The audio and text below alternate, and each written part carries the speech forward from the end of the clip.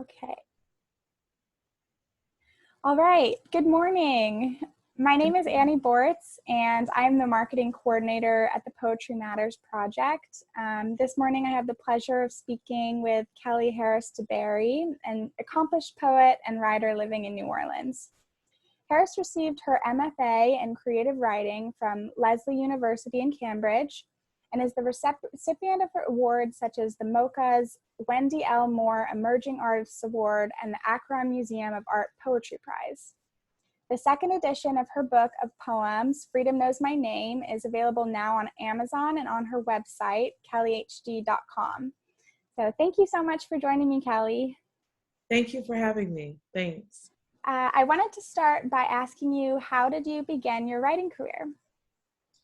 Well, I think in particularly for myself as a Black woman, I have to go back to my upbringing, and my first interactions with poetry were in the church. And so people who are familiar with the Black church tradition know that Easter speeches and Christmas speeches are really big in the tradition of Black churches. So as a young girl, I always had to recite an Easter speech or a Christmas speech in front of the church from a very early age. And so a mic was put in my hand. There was always an audience there that was obviously supportive and warm, not throwing tomatoes or things of that nature at me. But it taught me very early on to be in love, not only with language, but the sound of language. Mm-hmm. And so from there, that's the foundation. But we didn't have a lot growing up, and I didn't have books like I have now behind me, but reading was always encouraged. And the people around me often told stories. My grandmother from the South, I always heard these stories about the South and people, and that always intrigued me. And I love not only the stories, but the sound of the stories. And so I think that is the foundation for how I began to write poetry. And then I just wrote poems. I just wrote things in my notebook, not knowing that it was poetry at the time, until my dad told me, I think I was like 5th grade, like, you wrote a poem. And I was like, oh, really? What is that? So that was kind of, I never thought of poetry. I never made the connection between Easter speeches and poetry. Yeah. Or church seemed to be church, not church and poetry, if you will. So from there, I just kept writing, and different people, as they say, it takes a village to raise a child. I think it also takes a village to raise an artist. And so from there, different people crossed my paths and gave me books. And, from there, it's pretty much, as they say, history, if you will. That's so beautiful. That's such a beautiful background. And so what does your writing process look like, and how has it changed much throughout your time since you were younger and writing poems for the church and just for fun? Yeah, I mean, I think as one changes and grows and matures and gets more exposure to both writing and people and living, that things change. But I think what has always remained for me is the ear. And so when I was in graduate school, I was told to not write by ear. And I was really discouraged from kind of using my instincts as a writer, and not just as a writer, but also as a Black person. There are just things instinctively that I hear, sounds and images and ideas that are built inside of words or built inside of themes that are innate to me and my experience. But I was also in graduate school trying to become a writer. And I didn't know at the time that you're always becoming a writer. I wish someone would have told me that.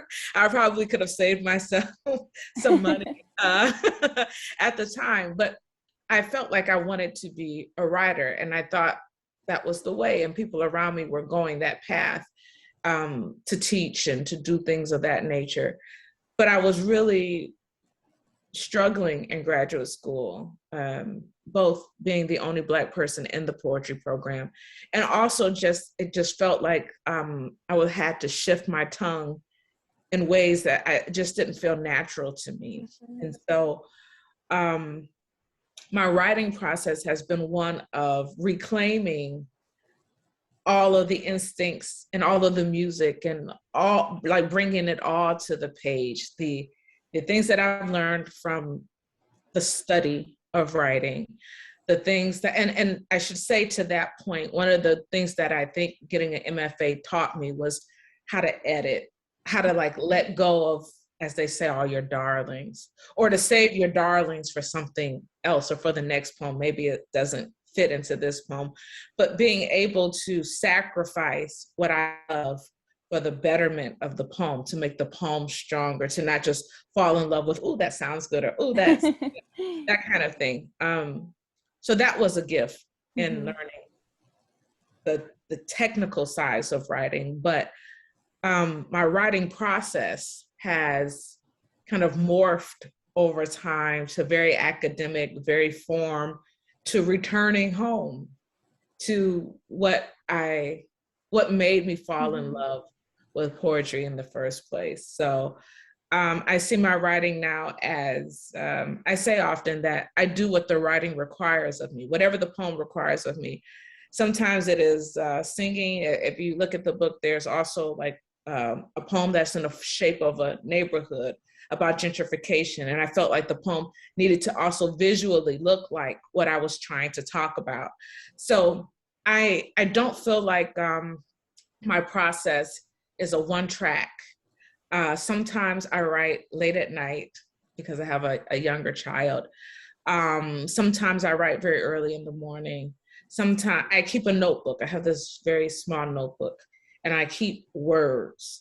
I just gather words. I'm always building a word bank, a word or images, like just not even lines, just whatever comes to my mind. And I'm just building the blocks for something that I don't even know what I'm going to write yet.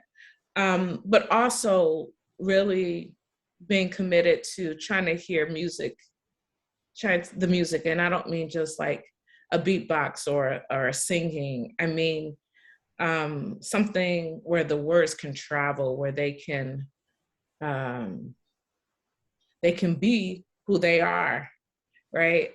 In the sense of kind of letting the words live on their own page. If I write bell, then like I'm gonna let it be a bell the best way that I can let it be a bell, and not just like a bell on a shelf, but like the musicality of the ringing or something that conjures the sound of it. So I try to use words and squeeze all the ability out of the words. That's what where I'm really at right now, trying to do that. Sometimes I fail, sometimes I succeed at it. And so that's the other thing in the process, is that every poem is not a grand slam, right? Or a home run. And so I've learned to allow myself for poems to be in service of different things, right? They don't all have to be an award-winning, thing, but they do serve a moment, a theme, or something like that. So that is, maybe that's not a process, but more of a philosophy, if you will, but I think it's important to say. Yeah, that's fantastic. I was also wondering how you came up with the title of your book, Freedom Knows My Name. Well, I think I said this before somewhere else, that particularly as a Black woman, Black women have been committed from the very beginning of helping the collective gain freedom, right? We've been in the trenches. We've, Harriet Tubman Underground Work. We've been committed to the freedom of our people and our children and our families and however that freedom manifests itself. But oftentimes we're like chronic caretakers, and it's a reminder for myself that freedom knows who I am too, that there's always this tension of like the collective freedom and then these other personal challenges and things that you have to weigh in the process of everybody trying to get free, you know, if you will. And so freedom knows my name is this personal kind of declaration that freedom knows who I am too.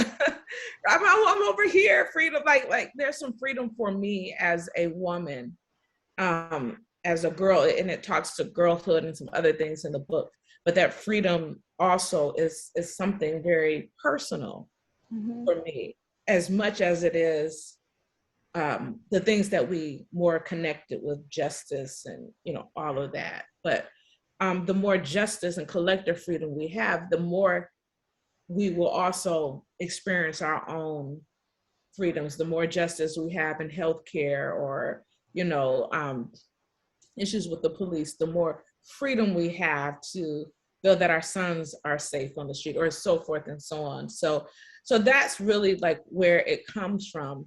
And I have been a chronic caretaker for both family, friends. I'm kind of like the one that is always trying to orchestrate and the conductor of trying to keep things from, you know, all the balls in the air. And so this book came at a time where my husband was very ill, and I knew that I had to push through this because I didn't think that I could do it if I waited too much longer. And so I spent many nights up, tired, you know, trying to edit and to try to pursue my own freedom in spite of all the other things. And not that it was a selfish thing, like I'm going to go over here and get mine, you know, get my book done, but that I had to kind of carve that space and time for me so that I could have a voice in the world as well. That is so powerful. Wow. So I really enjoyed the digital storytelling section of your website, where you accompany some of your poems with videos, and your book, Freedom Knows My Name, also includes recordings of you reading your poems. So I just wanted to ask you about your thoughts on how poetry changes when it's spoken versus just simply reading it off of paper. Yeah, there is something about the voice. You know, in this time of pandemic, there is something about being able to hear people, see people, touch people, hug people. And I think the voice enables us to feel these other senses that are important to us, that are vital to us beyond print. And so one of the things I did not intend, but was a blessing, was I knew that I wanted to leverage technology in some kind of way, shape, or form. Although I think some people may consider me a page poet, I come from spoken word. I shouldn't say I come from, I still am. You know, there's a performance aspect. And so I wanted to be able to have both those worlds happening in the book. So I figured out some way, talking to people, how can I incorporate a digital aspect to this? So you scan the barcode on the back of the book and it shoots you to my voice. And so this was all before the pandemic, not knowing that I wasn't going to be able to travel with the book, not knowing that you know, everything with the pandemic, but it allowed for people to have a ramp. It allowed for me to travel with the book in ways that I couldn't physically do it. So I do think, and if you look kind of nationally at what's happening, you're seeing more poetry podcasts, you're seeing more fusion of poetry and technology and animation. I'm working on something now with animation with the poem.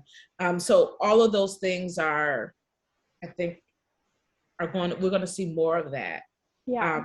Because, you know, the numbers do show that people are reading less, but people haven't walked away from poetry. I just think the way that we consume it, you know, is going to shift as we consume our news and other things. So I wanted to be at the forefront of that. And it's important to me to be innovative as much as like some people care about prizes and all of those things. It's really important to me.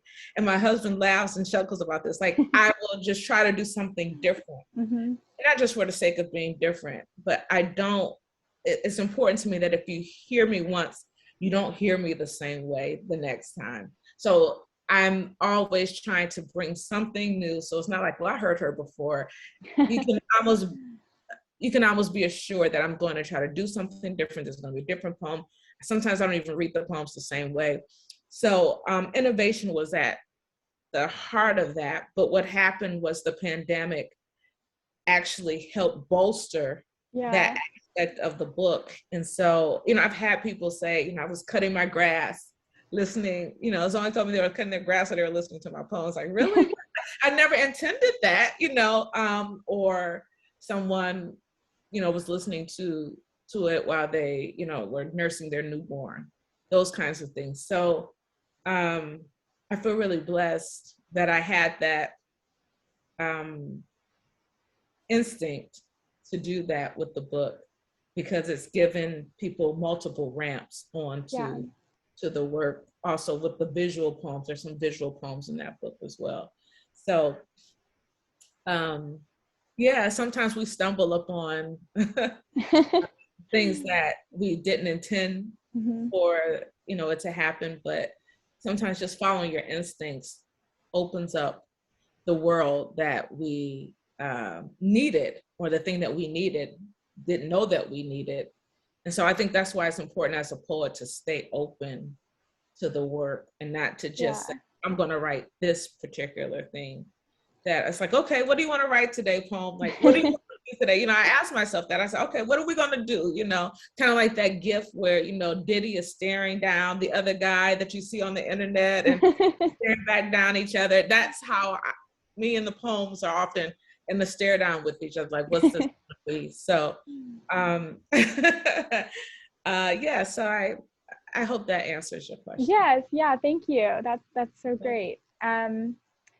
So my last question for you is just about New Orleans. I know you grew up in Cleveland, or you're from Cleveland, but I wanted to ask you just what what makes New Orleans special to you? Wow, I think, and I am very clear that New Orleans helped me circle back home in the poetry that I talked about earlier, the sound, the way that people talk in the city, the music, the engagement of like music in person, and all of those things together allowed me the freedom, if you will, to like play in my work again. Although I'm from the North, all my folks are from the South. And so for me, it is this kind of return home, and it has opened up the door for me to explore my Southern roots in ways. It's like, okay, yeah, my folks were from Arkansas, or I found out I've had other people that lived in Louisiana that, who knew, right? And so our paths and our destiny and our journeys are often in front of us to teach us, to give us things that we couldn't get had we not journeyed another path. And so I feel like New Orleans gave me the great gift of being able to embrace all the playfulness in my work, and to embrace a bolder Blackness, if you will. Not that my work wasn't that before, but a bolder Blackness, and also to think about region.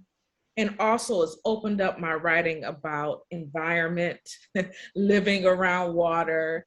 I wouldn't classify myself as an environmentalist poet, but I have written and have thought very deeply about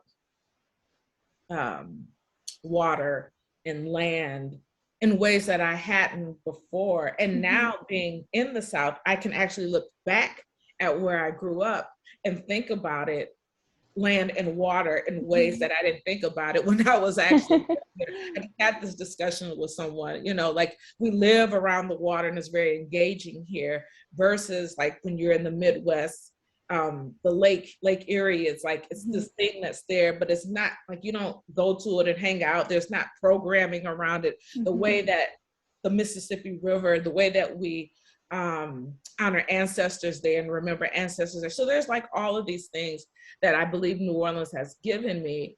And I've been here for a long time. So I say that I grew up in Cleveland, but I was raised as a woman in New Orleans. And so there's that whole aspect as well that New Orleans has given me. And I also think like growing up, my people are very blue collar, you know, like a lot of my folks are still in the Midwest and Cleveland. And so New Orleans, like there was a shift in me that had to like chill out when I got to New Orleans. Like I was like, you know, a hard worker. I still am a hard worker, but it was like, you know, you get your work done, you know, you do the clock, and then like I'm here and people are like, you want to go to lunch? And I'm like, you don't have to go to work, you know, like that kind of, again, freedom, but the ability to kind of, I don't want to say go with the flow. I don't want to say that cliche thing, but the ability to be settled into a place and to allow the place and the people to come to you, and also the friendships and the mentorships. Although, like I said, I'm not a native, the family that I have here, but like real family, like they would do for me, like my family would do for me. And like there are people here that know my mom, you know, when my mom and my family comes to visit, it's like, hey girl, how you doing? And you know, they're sisters, you know. And so my folks don't feel worried. I'm the only one here, you know, for my family, but they don't feel worried about me because they know someone in New Orleans is going to take care of their daughter, and not just take care of their daughter, but take care of their daughter as if I were their daughter. So that is a beautiful thing. And then my daughter was born and raised here. So the ability to see and experience what it means to be born in New Orleans through my daughter. Like she's the second liner.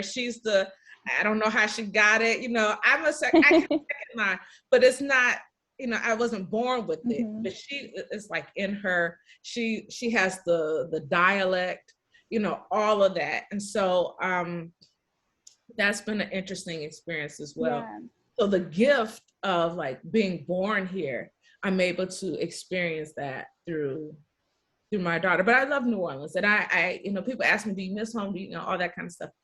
Like home, my definition of home is expansive, right? You know, for me. And so I have love for where I am and where I live.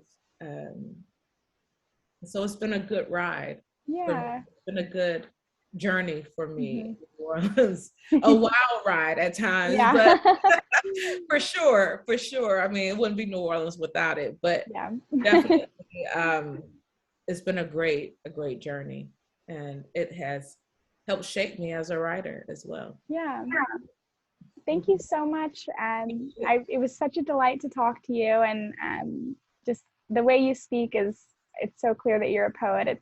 Your words are so beautiful, even just talking to you. So thank you so much. Is there anything else you want to shout out? I mean, your book is on Amazon and your website, and and it's available. It's in distribution, so it's available at, like, you can go to your bookstore and you know, request it, and it'll get there. But this is the book, Freedom Knows My Name, and I hope that people enjoy it, and it's been a good ride. So if you have the opportunity to check it out, please do. And thank you all for Poetry Matters, and thank you for considering that poetry matters. I often say that poetry is like the stepchild of all the other literary genres. So when people want to talk poetry, it's always a blessing to be able to get a space to focus on poetry. Absolutely. Well, Thank thank you. you so much. Thank you. Hello everyone, my name is Leah. And my name is Annie. And we work for the Poetry Matters Project. If you enjoyed this video, be sure to check this poet out at the New Orleans Words and Music Festival this November 17th through 20th. This 20-year-old festival is a virtual feast that spans 5 days, featuring entertainment and workshops for writers and readers of all talents. This year's keynote speaker, Clint Smith, will read from his New York Times best-selling novel, How the Word is Passed, and discuss with David Robinson Morris. For more information, visit the Words and Music Facebook page and check the Poetry Matters Project social media. We hope you have a happy and healthy day, and thank you so much for listening. Thank you guys.